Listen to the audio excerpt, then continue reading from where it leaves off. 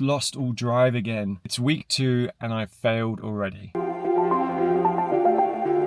It's Monday the 14th. It's week 3 of me being on this journey to finding purpose in my life again. And oh man, I've started off the week, I've ended the day on a high. I started the week off terribly, but I ended the day on a high. I ran my fastest 5K of this year. As you can see, I'm currently in my car. It's steamed up. It's just gone 8:30 p.m. Danica and Theo went to sleep.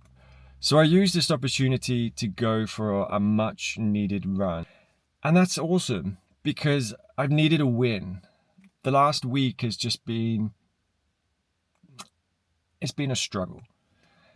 And this has kind of been the theme of my journey so far. It's just been up and down as I go into week 3. Week 1, I was super motivated, super energized. I had a fantastic week. I got up early. I had my cold showers. I did my journaling. I did my content. I uploaded my videos. And I felt good. And it felt right. And it felt purposeful. Then week 2 came around. And Theo unfortunately had a week of bad sleeps. Whether it was the heat, whether he wasn't feeling well, whether he was teething, whatever it was, he was waking up constantly throughout the night, which meant myself and Danica didn't get a lot of sleep, which meant I struggled getting up early, which meant I was then rushed. I didn't do my journals, my cold showers, my morning routine, and as a result, I just slipped back into that feeling of feeling unmotivated, uninspired, lethargic, and just didn't want to do anything. And to make matters worse, I blew my calf trying to go for a run, and then felt even more disheartened because I couldn't go out and do running. And so I just kind of slumped into this feeling of negativity, and I found it hard to shake off, you know. And so last week was difficult. The first week, awesome. Second week, complete opposite. And then we start week 3. And if I'm honest, I started the week off horrendously. I got up super early again, which was great. However, Theo decided to get up at the same time.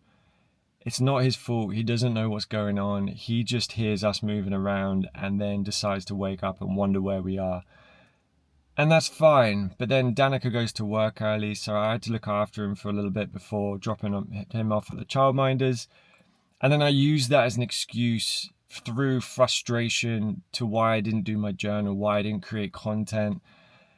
And that is sometimes what it's like being a parent. You have all these great ideas, you go to bed feeling inspired, you're going to start the week off on the right foot, and sometimes things don't happen, but you have to persevere.